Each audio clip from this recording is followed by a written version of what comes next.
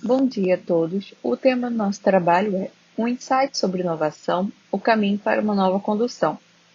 O grupo é formado por Chayane Chagas, por mim, Dayana, Desirê Pacífico e Lívia Macedo.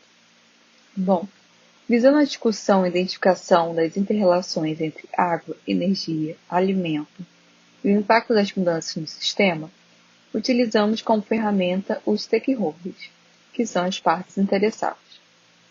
Foram relatados diversos problemas ambientais pelos stakeholders, como desmatamento, despejo de lixo doméstico nos rios, aquecimento global, falta de saneamento básico, problemas relacionados ao abastecimento de água, exclusão social, poluição dos mangues e deslizamento de encostas.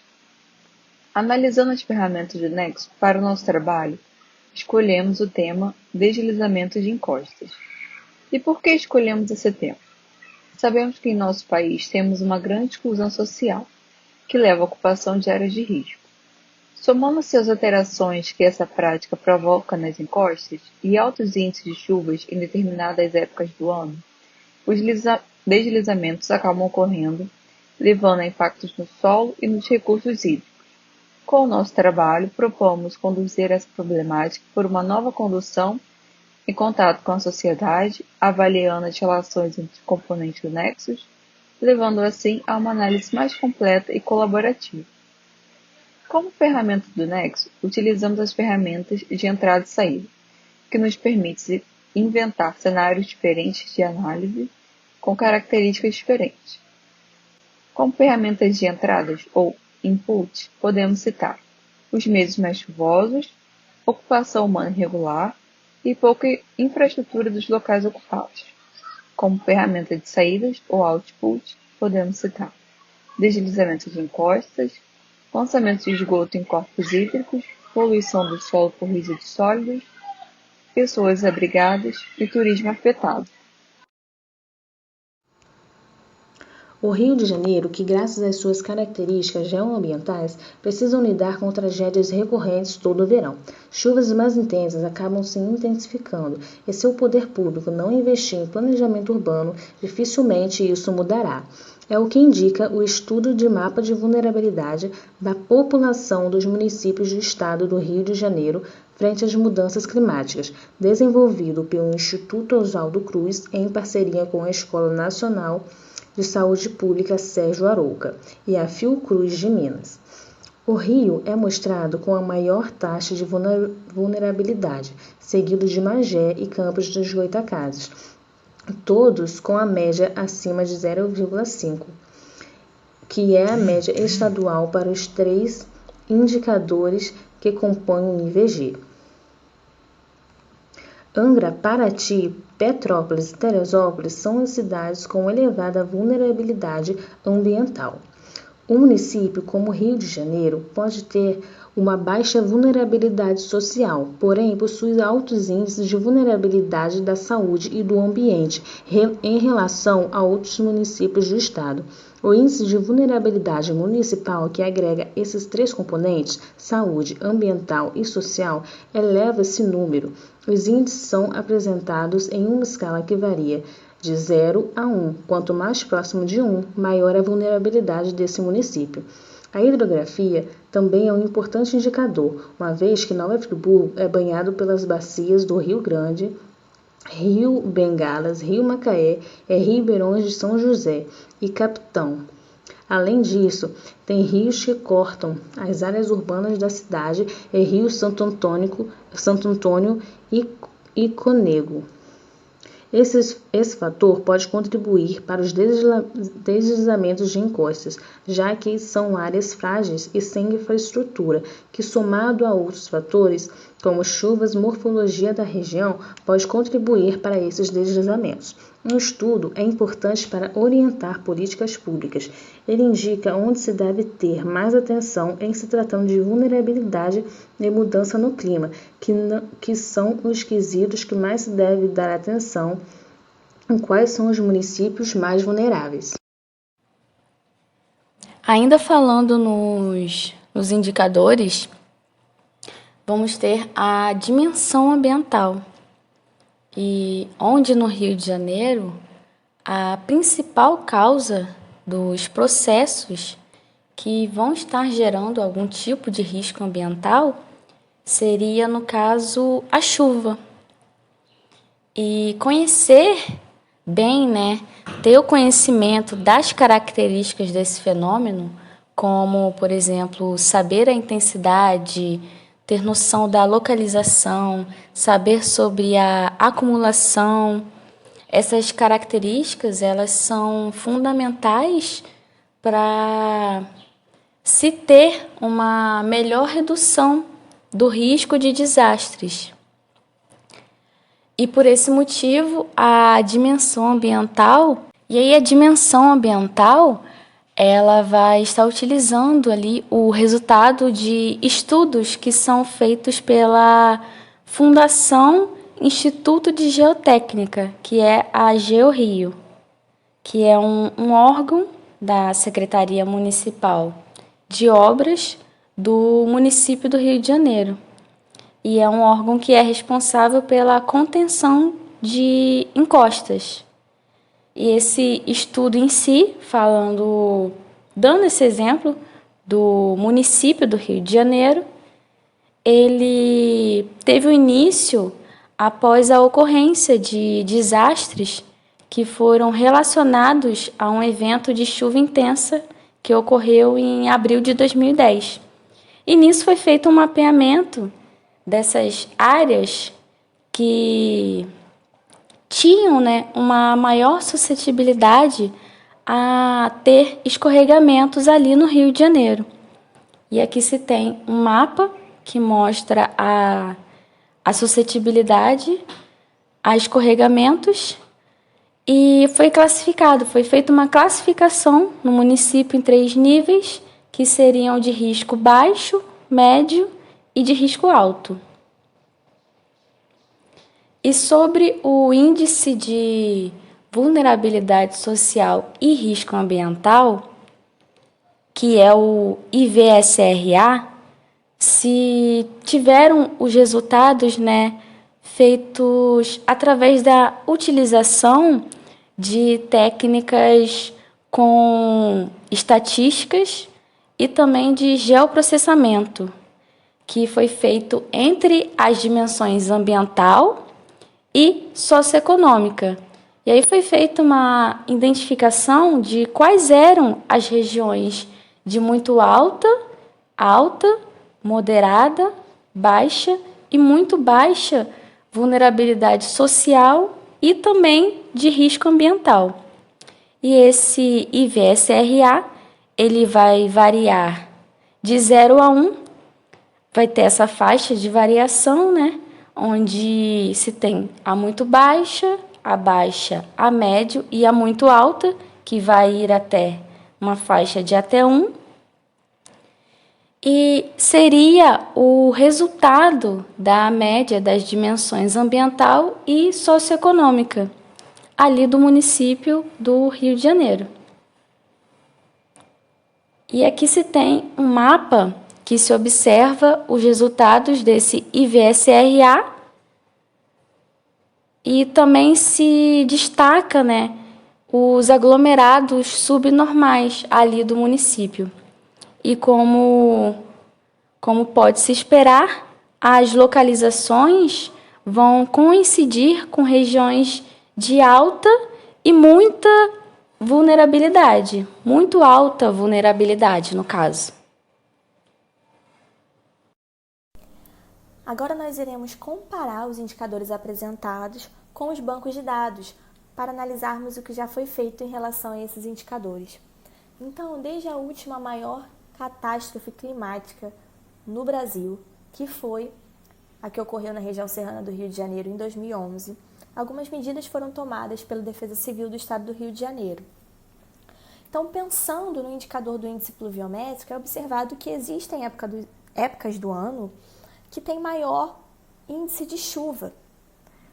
E assim, a Defesa Civil ela criou o alerta SMS de desastres.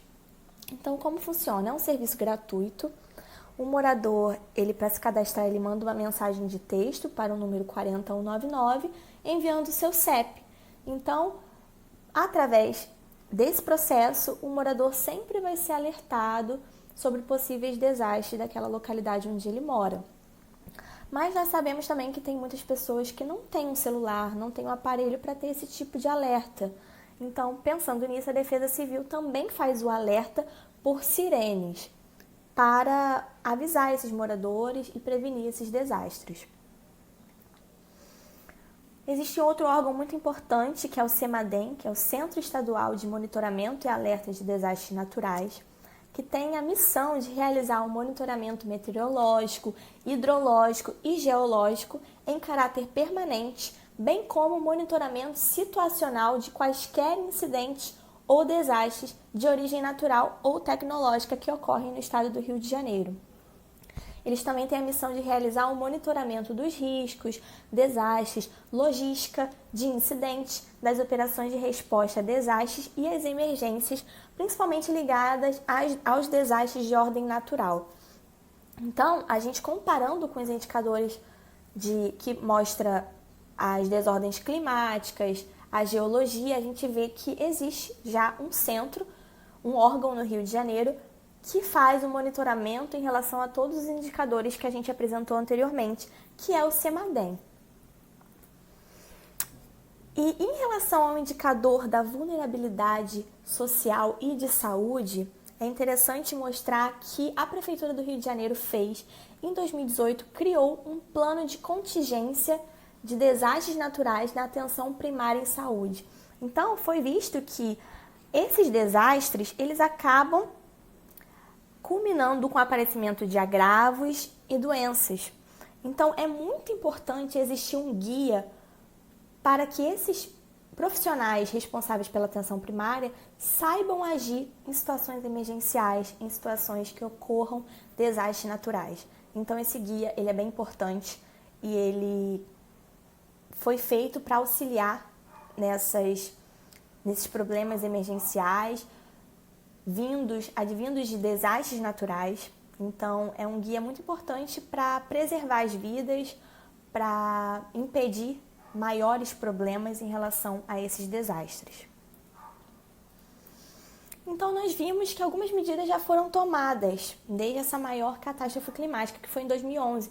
Porém, nós sabemos também que depois dessa data, depois desse episódio, ainda ocorreram outras situações, como em 2019, fortes chuvas levaram a 10 mortes na capital fluminense.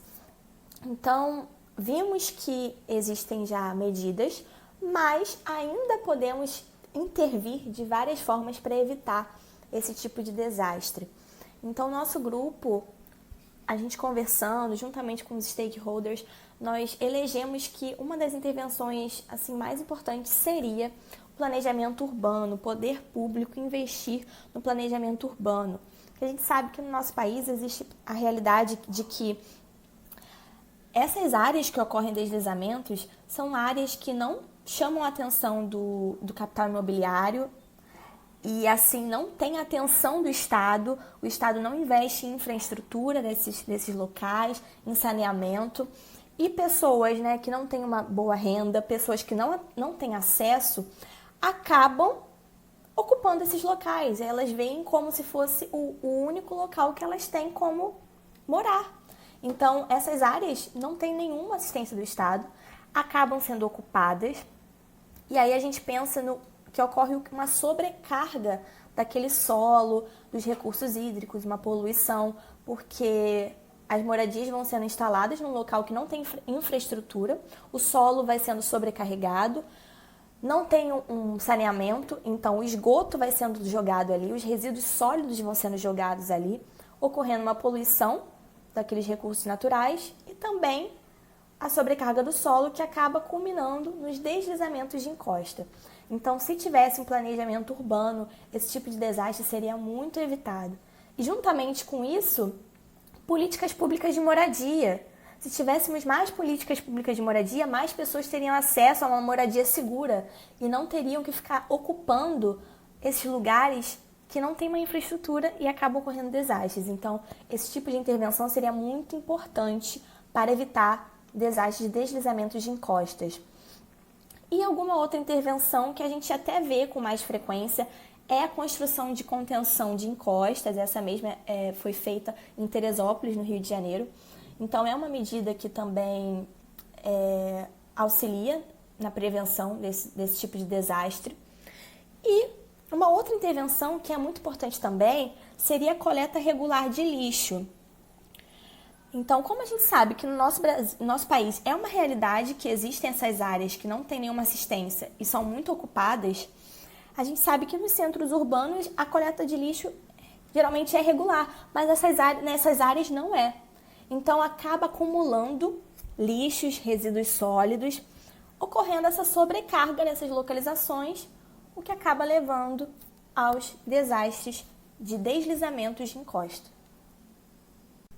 Então, para concluir, nós observamos que esse tipo de estratégia de trabalho é muito importante, essa troca com os stakeholders é muito importante, faz nós abrirmos os olhos para tantas problemáticas que ocorrem na sociedade e, através dessa troca, nós acabamos escolhendo o tema dos deslizamentos de encostas, que é algo muito frequente no país, e nós vimos o quanto realmente essa problemática está associada ao Nexus.